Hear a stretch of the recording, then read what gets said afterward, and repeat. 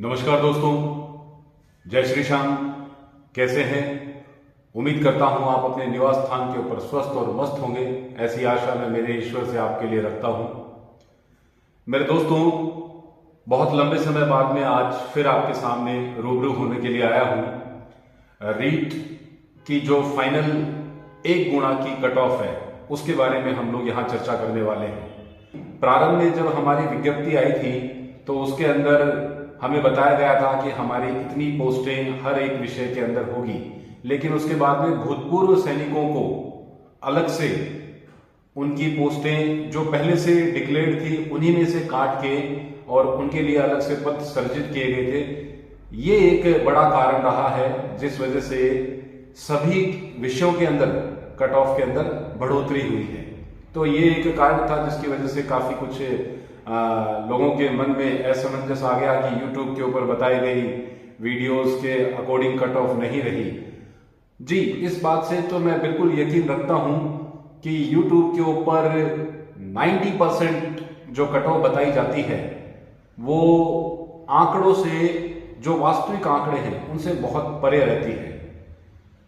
मैं ये नहीं कहता कि मेरे द्वारा जो आंकड़े पेश किए गए हैं वो 100% सत्य है, लेकिन हाँ, प्रत्येक विद्यार्थी उसके मन में बहुत सी जिज्ञासाएं रहती हैं कि मेरी फाइनल मेरिट कहाँ पर रहने वाली है, और उसके लिए वो कहीं ना कहीं किसी ना किसी माध्यम से पता करना चाहता है कि वास्तविक अंक क्या हो सकते हैं। तो देखिए, वास्तविक अंक तो जब हमें बोर्ड के द्वारा प्राप्त होंगे तो ही पता चल पाएगा, लेकिन फिर भी आज मेरे द्वारा वापस एक गुणा की कट ऑफ के बारे में यहाँ कुछ आंकड़े प्रदर्शित करना चाहता हूँ जो मुझे जानकारी है। मेरे पुराने जो साथीगण हैं जिन्होंने मुझे सुना है वो काफी सहमत भी हो पाएंगे मेरी बातों से। तो देखिए, पहले तो कुछ बातों की चर्चा करते हैं। मैंने यहाँ बोर्ड के ऊपर कुछ अंक प्रदर्शित कर रखे हैं, कुछ आंकड़े प्रदर्शित कर रखे हैं, उनके ऊपर थोड़ा सा गौर कर लें तो आपको समझ में आएगा मैं क्या कहना चाह रहा हूँ, और कहीं ना कहीं आपकी भी उसके अंदर सहमति जरूर इस वीडियो को पूरा देखने के बाद में बन पाएगी। सबसे पहली बात तो मैं ये कहना चाहता हूं कि मेरे दोस्तों, जो मैंने सामने यहां पर कट ऑफ प्रदर्शित करने का प्रयास करूंगा वो एक तो पर्टिकुलर इंग्लिश सब्जेक्ट के लिए तो यहां मैं मुख्य रूप से बात करूंगा, लेकिन यहां इंग्लिश विषय की ही बात नहीं होगी। सारे विषय, तमाम जितने भी विषय हैं हमारे रीट की कट ऑफ में, उनके बारे में भी चर्चाएं होंगी। देखिए, विषय सबके अलग अलग हैं, लेकिन विद्यार्थियों का जो अनुपात होता है वो लगभग सभी विषयों में एक जैसा ही आता है। तो आप सभी विषयों के विद्यार्थियों से मेरा अनुरोध है कि जो मैं यहाँ आपको बताने वाला हूं उसे बहुत गौर से, ध्यान से, मन से सुनिएगा, और फिर आपको पता चल पाएगा कि आपकी कट ऑफ कहाँ पे रह सकती है। तो आइए शुरुआत करते हैं। सबसे पहले तो जो मैंने यहाँ पर इंग्लिश विषय की पोस्टें लिख रखी हैं वो आप देख पा रहे होंगे। बहुत से वीडियो मैंने देखे। सबसे पहले तो मैं इसी की बात करूंगा।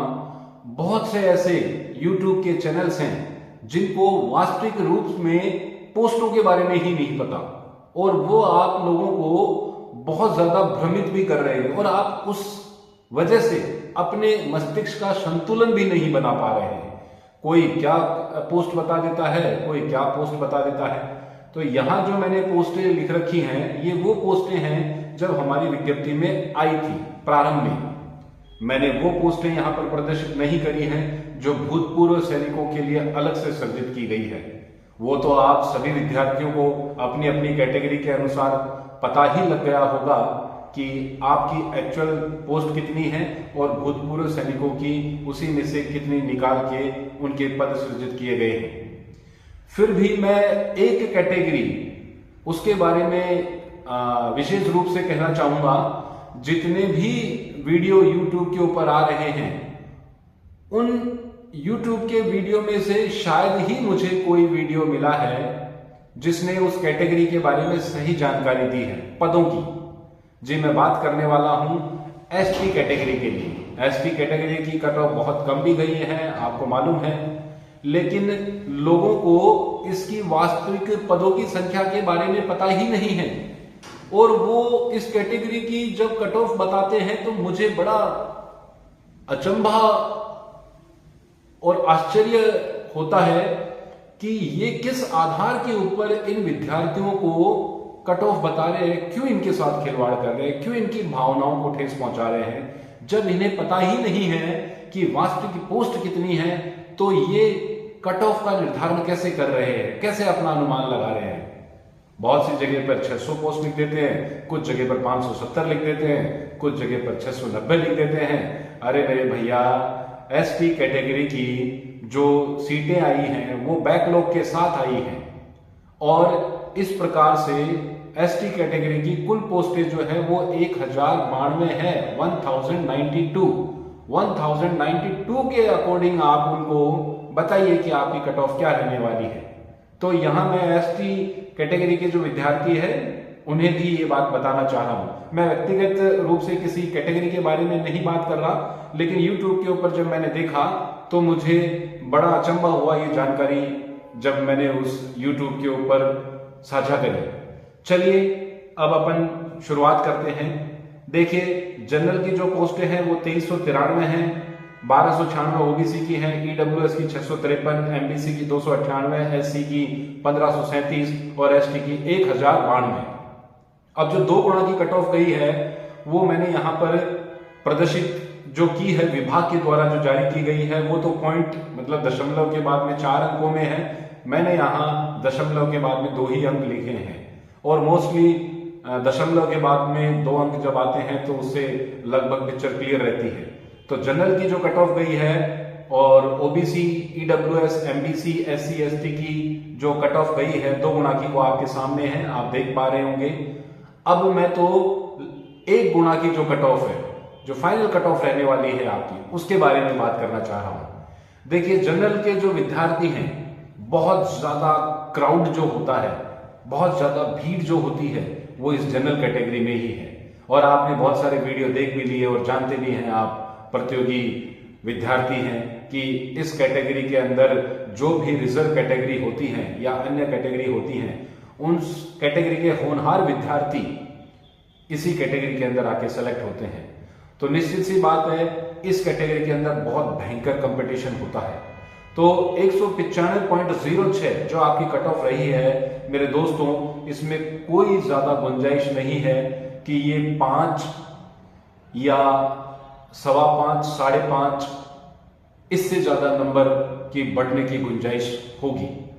मैंने यहां पर खींच के 5.25, 5.25 नंबर मैक्सिमम बढ़ाए हैं। जी हां, मैं कह रहा हूं मैक्सिमम बढ़ाए हैं। 5.25 नंबर अधिकतम होंगे जनरल कैटेगरी के लिए। इस हिसाब से जो final cut off general category की रहने वाली है वो 201, जिस भी विद्यार्थी के अंक बन पा रहे हैं 1 गुणा कट ऑफ के अंदर, निश्चित रूप से उनका सिलेक्शन होगा। किसी प्रकार की उनको चिंता करने की आवश्यकता नहीं है। मुझे नहीं पता लोग किस आधार के ऊपर 10 नंबर को बढ़ा देते हैं, किस आधार के ऊपर 8 नंबर बढ़ा देते हैं, किस आधार पर 20-15 नंबर भी बढ़ा देते हैं। या तो वो अनभिज्ञ हैं या फिर प्रतियोगी परीक्षाओं के बारे में जानकारी ही नहीं रखते कि किस प्रकार से दशमलव के अंदर हजारों विद्यार्थी बाहर हो जाते हैं। नेगेटिव मार्किंग जिस प्रतियोगी परीक्षा के अंदर होती है मेरे दोस्तों, बहुत ही भयंकर स्थिति बनती है, पॉइंटों में खेल बिगड़ जाता है। जो विद्यार्थी लंबे समय से प्रतियोगी परीक्षाएं देते हैं और उनका दुगना में जब चयन होता है, फाइनल सिलेक्शन में जब वो पहुंचते हैं या किसी कारण से वो वंचित रह जाते हैं, वो जानते हैं कि पॉइंटों से कितना खेल बिगड़ जाता है। मेरे दोस्तों, मैं एक व्यक्तिगत उदाहरण आपको देना चाहूंगा। एक विभाग की कट ऑफ जनरल की जारी की गई थी, उसमें 0.33 के अंदर, सिर्फ 0.33 में 123 बच्चे बाहर हो गए थे, सिर्फ 0.33 में। तो जो विद्यार्थी गंभीर हैं, जो जानते हैं इस चीज को, उन्हें यकीन हो पाएगा कि 5 नंबर बढ़ना बहुत बड़ी बात है, और उस कैटेगरी के अंदर जिसमें बहुत ज्यादा कंपटीशन होता है। तो मेरे अकॉर्डिंग अधिकतम 5.25 नंबर जनरल कैटेगरी के अंदर बढ़ सकते हैं। इस हिसाब से 200 अंक जिस विद्यार्थी के हैं, निश्चित रूप से उसका सिलेक्शन होगा।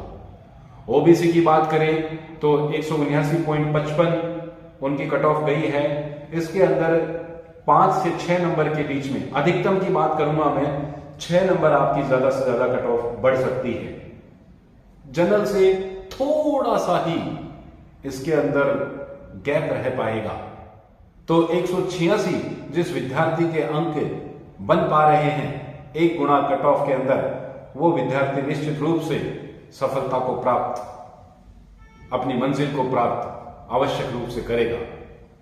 ईडब्ल्यूएस कैटेगरी के अंदर 174.49 रही है। 5 नंबर की गुंजाइश में यहां रखता हूं क्योंकि ईडब्ल्यूएस कैटेगरी के अंदर सीटें भी आप देखेंगे और बच्चों की, विद्यार्थियों की संख्या भी अच्छी खासी रही है। तो इसके अंदर भी कट ऑफ जो है वो आपकी अधिकतम 180 अंक जिस विद्यार्थी के आ रहे हैं उसका निश्चित रूप से सिलेक्शन हो जाएगा। एमडीसी की तो बहुत कम सीटें हैं, इसलिए इसके अंदर अगर कंपटीशन होता है तो 6 अंकों के आधार के ऊपर अगर उन्हें प्राप्त हो रहे हैं, 6 अंक अधिक प्राप्त हो रहे हैं तो निश्चित रूप से उनका सिलेक्शन हो जाएगा। इस प्रकार से 6 अंकों के जोड़ने पर 152 अंक यदि वो 1 गुना के अंदर प्राप्त कर पा रहे हैं तो किसी प्रकार से मैं नहीं समझता उनको कोई खतरा होगा। एससी कैटेगरी के विद्यार्थियों को 149.12 उनकी कट ऑफ गई है। यहां मैं 6.5 अंक अधिकतम मान रहा हूं जो फाइनल कट ऑफ 1 गुना के लिए पर्याप्त होंगे उनके सिलेक्शन के लिए।